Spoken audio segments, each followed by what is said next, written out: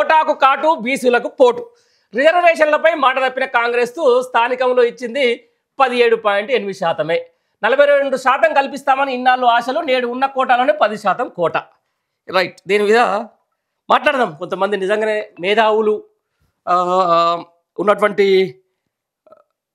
అసలు ఏం జరుగుతుంది, ఏం కథ, నిజంగా ఇంత దోకా ఇంత నమ్మక ద్రోహం చేసినటువంటి ఈ బీసీలకు ఇంత అన్యాయం చేసినటువంటి ఏదైనా పార్టీ ఉందంటే అది ఖచ్చితంగా కాంగ్రెస్ పార్టీ. ఎందుకంటే అసలు 42% రిజర్వేషన్ అని చెప్పిండ్రు, కోటా అన్నారు, ఆ తర్వాత కామారెడ్డి డిక్లరేషన్ అన్నారు, తీరా చూస్తే పాత రిజర్వేషన్లే అన్నారు.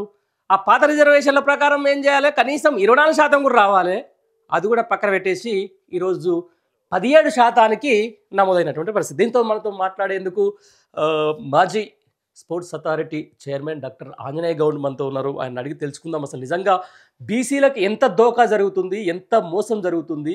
కనీసం 42% రిజర్వేషన్లు పక్కన పెట్టేసి ఆ తర్వాత పాత రిజర్వేషన్లు 24% రిజర్వేషన్లో వస్తాయని ఆశపడితే అది కూడా లేకుండా ఈరోజు 17%కే తీసుకొని వచ్చి అలా బీసీల నమ్మక ద్రోహం చేసినటువంటి కాంగ్రెస్ పార్టీ మీద ఆయన ఏమంటారో ఒకసారి వినే ప్రయత్నం చేద్దాం. అన్నగారు నమస్తే. నమస్తే అన్న, నేను పండరి అన్న, మీరు టీవీకి సంబంధించిన ఈరోజు మార్నింగ్ న్యూస్లో మీకు కాల్ చేస్తున్నాను.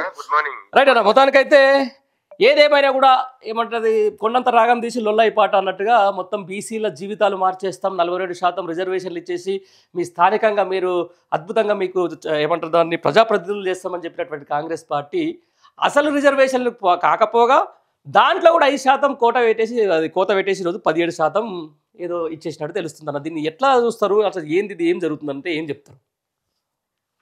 7 దశాబ్దాలుగా దేశంలో కాంగ్రెస్ పార్టీ చేసిన విద్రోహం కంటే తొలి ప్రధానమంత్రి నెహ్రూ దగ్గర నుంచి మన్మోహన్ సింగ్ దాకా వారి హయాంలో దేశంలో బీసీలకు చేసిన అన్యాయానికి మించిన రెట్టింపు అన్యాయాన్ని 2 ఏళ్లలో రేవంత్ రెడ్డి చేసి చూపెట్టిండు బీసీలకు. ఇంత దానికి మించిన నయవంచన, దానికి మించిన ద్రోహం బీసీలకు రుచి చూపించాడు. నమ్మించి ఆశ పెట్టి పెద్ద పెద్ద మాటలు చెప్పి కామారెడ్డి డిక్లరేషన్ పేరిట కామారెడ్డిలో కొండంత రాగం తీసి ఇవాళ బీసీల పాలిట మరణ శాసనం రాసిండు, రాజకీయ మరణ శాసనం రాసిండు. మనం చూస్తా ఉన్నాం. 42% రిజర్వేషన్ల హామీ ఇచ్చే నాటికే ఈ దేశంలో సుప్రీంకోర్టు తీర్పులు ఉన్నాయి, రాష్ట్రాల హైకోర్టు తీర్పులు ఉన్నాయి, దేశంలో వివిధ రాష్ట్రాల అనుభవాలు ఉన్నాయి, రిజర్వేషన్ల పోరాట చరిత్ర ఉంది, వైఫల్యాలు పోరాటాలు ఆ చరిత్ర అంతా ఉంది. ఇది కాంగ్రెస్ పార్టీకి తెలియందేం కాదు, రేవంత్ రెడ్డికి తెలియందేం కాదు. తెలిసి ఆ చరిత్ర అంతా తెలిసి కూడా బీసీలను నమ్మించి మోసం చేసి అనేక రకాల హామీలు ఇచ్చి నమ్మబలికి గద్దెనెక్కిండు. గద్దెనెక్కిన తర్వాత ఇవాళ మనం చూస్తా ఉన్నాం 2 ఏళ్ల తర్వాత ఎట్లా తొడగొట్టిండు రేవంత్ రెడ్డి, ఎట్లా గప్పాలు కొట్టిండు, ఎట్లా పెద్ద పెద్ద మాటలు చెప్పుకుంటే మనం చూస్తాం. హైదరాబాద్ లో గప్పాలు నరికిండు, హైదరాబాద్ లో నరికిన చాలక ఢిల్లీకి పోయి తొడలు కొట్టిండు. జంతర్ మంతర్ లో ఆయన తొడలు ఆయనే కొట్టుకొని పెద్ద పెద్ద గప్పాలు కొట్టిండు. ఎట్టి పరిస్థితుల్లో 42% రిజర్వేషన్లు లేకుండా పంచాయతీ ఎన్నికలకు పోము, అమీతుమీ తెలుసుకుంటాం, మోడీ సంగతి చూస్తాం, బీసీ రిజర్వేషన్ అమలు చేస్తాం, ఎవరు అడ్డొస్తారో చూస్తా అని చెప్పి గొప్ప గొప్ప గప్పాలు నరికింది కదా. ఇవాళ తేలిపోయింది బీసీ రిజర్వేషన్లకు అడ్డంకి రేవంత్ రెడ్డి అని. నమ్మించి ఎట్లా వెన్నుపోటు పొడిచిండో ఇవాళ బీసీలకు అందరికి కూడా అర్థమైపోయింది. 42% రిజర్వేషన్ సంగతి పక్క పెడితే గతంలో అమలైన 24% రిజర్వేషన్లు కూడా ఇవాళ అమలు అవుతలేవు. కనీసం 22%, 24% కూడా అమలు అవుతలేవు. కొన్ని జిల్లాల్లో అయితే 10 నుంచి 15% రిజర్వేషన్లు కూడా అమలు అవుతలేవు. జిల్లా కలెక్టర్ల ద్వారా కుట్రలు చేస్తూ జిల్లా కలెక్టర్ల మీద ఒత్తిడి తెచ్చి ఆయా జిల్లాల ఇన్ఛార్జ్ మంత్రులు, ఆయా జిల్లాల అధికార పార్టీ ఎమ్మెల్యేలు ఇవాళ రోస్టర్లను కింది మీదికి చేసి ఇష్టారాజ్యంగా ఇవాళ రిజర్వేషన్లను తారుమారు చేసినారు.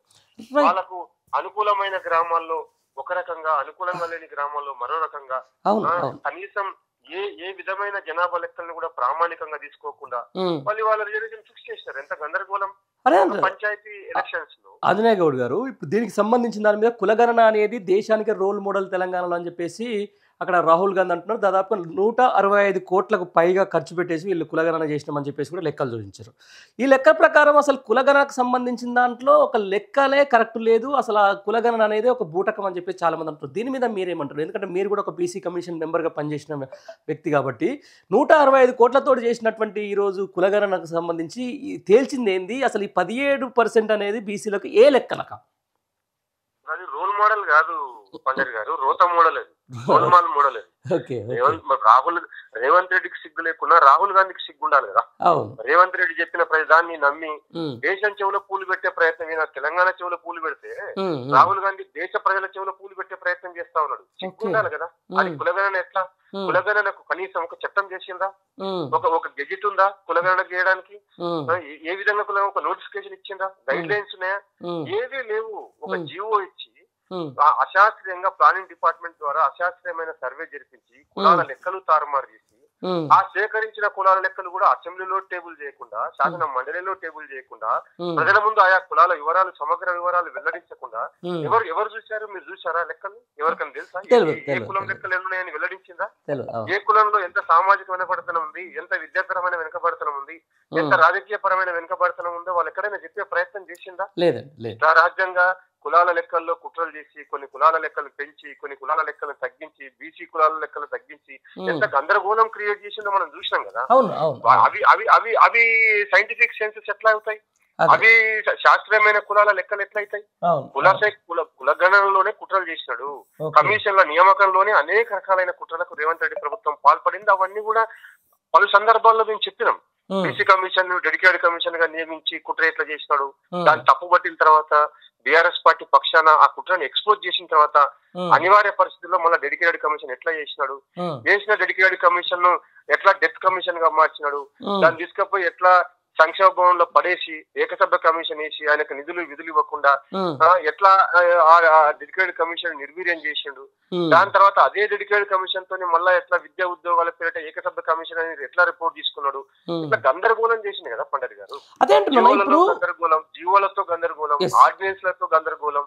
ఒక్క కథ కాదు ఈయన చేసింది. ఇవన్నీ చెప్తే ఇక రామాయణం కూడా సరిపోదు. రామాయణం అంతా అవుతుంది, మహాభారతం అంత కథలు అవుతాయి పట్ల ఆయన చేసిన కుట్రలు. రైట్. దీంతో పాటు ఒక చిన్న అదొస్తుంది. అసలు హైకోర్టులో స్థానిక సంస్థల ఎన్నికలపై ఇంకా విచారణ కూడా పూర్తి కాలేదు. జడ్జి కూడా సెలవులో ఉన్నారని చెప్పేసి ఈ రోజుకు మొన్న సోమవారం జరగాల్సింది మంగళవారంకు వాయిదా పడ్డది. మంగళవారం జరగాల్సింది ఇవాళ రేపటికో వాయిదా పడ్డది. అసలు ఆ హైకోర్టులో ఉండగానే ఇవాళ నోటిఫికేషన్ విడుదల చేయడం ఈ సీన్ ఎట్లా చూస్తారు ఆంజనేయ గౌడ్ గారు? ఈ ప్రభుత్వము ఎంత కుట్రపూరితంగా ఉంది, ఎంత మోసపూరితంగా ఉండడానికి ఇదే నిదర్శనం కదా. హైకోర్టులో నడుస్తుంది, విచారణ నడుస్తుంది. దాని మీద ఇంకేం అది రాలే. ఏం పోయింది? ఎందుకింత హడావిడి, ఎందుకింత గందరగోళ పరిస్థితి, ఎందుకింత నువ్వు తనలాడుతున్నావు? 1000 కోట్ల రూపాయలు ఫోర్త్ సిటీ ఫ్రాడ్ సిటీ పేరిటను 1000 కోట్ల రూపాయల దుర్వినియోగం చేస్తా ఉన్నావు కదా, భూముల్ని కబ్జాలు పెడతా ఉన్నావు కదా, అనేక రకాలుగా ఇవాళ భూ కుంభకోణానికి 1000 కోట్ల భూ కుంభకోణానికి పాల్పడతా ఉన్నావు కదా. మరి బీసీల కోసం 3000 కోట్లు ఆగిపోతాయి కాబట్టి ఎలక్షన్స్ పెడుతున్నా అని చెప్పి కాకమకత చెప్తున్నావు. బీసీల కోసం 3000 కోట్లు భరించలేదా ఈ రాష్ట్ర ప్రభుత్వం? అదే అంటున్నా, 3000 కోట్లు ఇవ్వలేదా? ఎందుకు వీళ్ళు కుంటి సాకులు చెప్పి ఇవాళ బుల్డోజ్ చేసి హడావిడిగా ఎలక్షన్లు పెట్టి చేతులు దులుపుకోవాలని ఎందుకు ప్రయత్నం చేస్తా ఉన్నావు? హైకోర్టులో తీర్పిచ్చేదాకా ఎందుకు నువ్వు వెయిట్ చేస్తలేవు? దీని వెనుకనే రేవంత్ రెడ్డి ప్రభుత్వం బీసీల పట్ల ఉన్న కపట ప్రేమ బయటపడతా ఉన్నది కదా. నువ్వు ఎట్లా ఇప్పుడు ఈ హైకోర్టు కూడా ఈ నోటిఫికేషన్ ని కొట్టేసే ప్రమాదం ఉంది పండరి గారు. అవును, 46 జీవోనో 45 జీవో వచ్చింది కదా ఇప్పుడు. నెక్స్ట్ ఇప్పుడు ఒకే నోటిఫికేషన్ కు ఎస్సీ ఎస్టీలకేమో 2011 సెన్సెస్ అంటాడు, డేటాబేస్ అంటాడు. బీసీలకేమో 2024 కులాల లెక్కలు సెన్సస్ సేకరణ డేటా బేస్ అంటాడు. ఒకే నోటిఫికేషన్ కు 2 డేటా బేస్లు తీసుకోవడం న్యాయమై అస్సలు దీన్ని న్యాయస్థానాలు ఒప్పుకుంటాయా? 2 డేటా బేస్లు తీసుకుంటారా? ఎస్సీ ఎస్టీలు కూడా ఛాలెంజ్ చేస్తారు కదా. మాది 2024 లెక్కల ప్రకారం మాది పెరగాల, మరి 2024 బీసీలకు ఎట్లా, ఎస్సీ ఎస్టీలకు 2011 లెక్కలు ఎట్లా తీసుకుంటారని చెప్పి వాళ్ళు కూడా రేపు కోర్టులకు న్యాయస్థానాలకు పోతారు కదా. ఒకవేళ సర్పంచ్ ఎన్నికలు జరిగినా కూడా ప్రభుత్వం అడావిడి చేసి ఉల్లోజ్ చేసుకుని ఎలక్షన్ జరిగినా కూడా ఈ ఎలక్షన్స్ అయిపోయిన తర్వాత కూడా ఈ ఎన్నికల ప్రక్రియను మొత్తం కొట్టేసే ప్రమాదం ఉంది కదా. అట్లయితే మరి చాలా ఇప్పుడు ఆర్థికంగా ఇబ్బంది అవుతుంది కదా అన్న బీసీలకు. అనేక మంది సర్పంచ్ ఎలక్షన్ లో వ్యయ ప్రయాసాలకు వచ్చి డబ్బులు ఖర్చు పెట్టుకుని తర్వాత ఎలక్షన్ రద్దయిపోతే ఆ నష్టాన్ని ఎవరు పూరించాలా? వాళ్ళకి జరిగిన నష్టాన్ని. నిజంగా పెద్ద అన్యాయం ఇది. అనేక వేల కుటుంబాలు రోడ్డు మీదకి వస్తాయి కదా తర్వాత. అవునవునవును. మహారాష్ట్ర ఎగ్జాంపుల్ ఉంది కదా. ఎలక్షన్ అయిపోయిన తర్వాత కూడా నోటిఫికేషన్ కొట్టేసింది అక్కడ కోర్టు గతంలో. అన్ని ఉన్నాయి ఇవన్నీ. ఇప్పుడు రేవంత్ రెడ్డి యొక్క దుర్మార్గమైన ఆలోచన ధోరణి వల్ల, ఆయన యొక్క అన్యాయపూరితమైన ఆలోచన ధోరణి వల్ల ఇవాళ అందరినీ గందరగోళంలోకి నెట్టేసి ఒక బీసీల భుజం మీద తుపాకీ పెట్టి అందరినీ కాల్ చేస్తున్నాడు ఇవాళ. దీన్ని అర్థం చేసుకోవాలి అందరూ. కాబట్టి ఇది అతిపెద్ద అన్యాయం, అతిపెద్ద మోసము. 7 దశాబ్దాల్లో గత ప్రభుత్వాలు చేసిన కంటే రెట్టింపు మోసాన్ని వాళ్ళ రేవంత్ రెడ్డి ప్రభుత్వం చేసింది బీసీలకు. వాళ్ళ బీసీలంతా కూడా ఆగ్రహంతో ఉన్నారు. మీరు చూసిరు కదా, సీతక్క నిలదీసిండ్రు ఒక జిల్లాలో, మా బీసీలకు అన్యాయం చేస్తారని చెప్పి యువకులు అనేక చోట్ల ఆందోళన చెందుతా ఉన్నారు. ఇప్పుడు నాగర్ కర్నూలు జిల్లాలో ఒక మండలంలో ఒక్క బీసీకి ఒక్క గ్రామ పంచాయతీ కూడా బీసీకి రిజర్వ్ కాలేదు. మంచిర్యాల జిల్లాలో కోటపల్లి మండలంలో ఒక్క బీసీ కూడా సర్పంచ్ రిజర్వేషన్ కాలేదు. ఒక గ్రామ panchayat. Sorry for interrupt. Bhadradri Kothagudem జిల్లా వ్యాప్తంగా అసలు జీరో, ఒక్కరి కూడా కనీసం బీసీలకు జిల్లా వ్యాప్తంగా మొత్తం నేను చెప్పేది మొత్తం టోటల్ భద్రాద్రి కొత్తగూడెం జిల్లాలో ఒక్క సీటు కూడా ఒక్క గ్రామ పంచాయతీలో కూడా బీసీలకు అలాట్ కాలేదు. 100% కరెక్ట్. అనేక జిల్లాల్లో అనేక మండలాల్లో ఇట్లాంటి పరిస్థితి వాళ్ళ ఉంది. బీసీలకు గుండుసున్న అనేక మండలాల్లో. దీనికి కారణం ఎవరు? ఇంత అన్యాయమా? 24% రిజర్వేషన్ కూడా అమలు చేస్తలేడు. 10 నుంచి 15% రిజర్వేషన్లు కూడా అమలు చేస్తలేడు. కుట్రపూరితంగా ఇవాళ మొత్తం రోస్టర్ ను కింద మీదకి చేసి, రూల్ ఆఫ్ రిజర్వేషన్ ను కింద మీద చేసి, మొత్తం అందరూ గందరగోళంలోకి నెట్టేసి ఇవాళ ఇష్టారీతిన రిజర్వేషన్ ఫిక్స్ చేసుకున్నారు ఇవాళ వాళ్ళు. ఇది అన్యాయము, ఇది దుర్మార్గం అనేది అందరూ కూడా గమనించాలా, దీన్ని ఎండగట్టాలి, దీనికి వ్యతిరేకంగా పోరాటం చేయాలి. అనేక రాష్ట్రాల్లో గ్రామ పంచాయతీ స్థానిక సంస్థల ఎన్నికల్లో అనేక రకాల కారణాలతో వాయిదాలు వేసి ఆయా సంబంధిత బాధిత వర్గాలకు న్యాయం చేసే ప్రయత్నం చేసిండ్రు, వాళ్ళ డిమాండ్ పరిష్కరించే ప్రయత్నం చేసిండ్రు. మరి ఈయనకెందుకు ఇంత హడావిడి, ఈయనకెంత ఇంత ఉరుకులాట? మరి 2 ఏళ్ళు ఎందుకు ఆగినావు? ఏడాది పాటు కమిషన్ నియమించకుండా ఎందుకు జాప్యం చేసినావు? ఎందుకు కులాల లెక్కలు సేకరించకుండా జాప్యం చేసినావు? ఎందుకు పోరాటం చేయకుండా జాప్యం చేసినావు? 1 ఇయర్ గడిపేసి 1 ఇయర్ తర్వాత ఒత్తిడితో మిగతా 1 ఇయర్ అంతా కుట్రలతో కాలం గడిపి ఇవాళ నువ్వు హడావిడిగా నువ్వు కుంటి సాకులు చెప్పి 3000 కోట్లు రావు కాబట్టి, ఆగిపోతాయి కాబట్టి ఎలక్షన్లు పెడతా అని చెప్తున్నానంటే దీన్ని ఎట్లా అర్థం చేసుకోవాలి? దీన్ని ఎట్లా మనం తీసుకోవాలి? ఇప్పుడు ఇదంతా కూడా ఈ బీసీలను నట్టేట ముంచే ప్రయత్నంలో భాగంగా రేవంత్ రెడ్డి చేస్తున్న కుట్ర. దీన్ని ఇవాళ ఒక బీసీలే కాదు అందరూ అర్థం చేసుకొని దీన్ని తిప్పికొట్టాలి, దీన్ని ఎండగట్టాలి.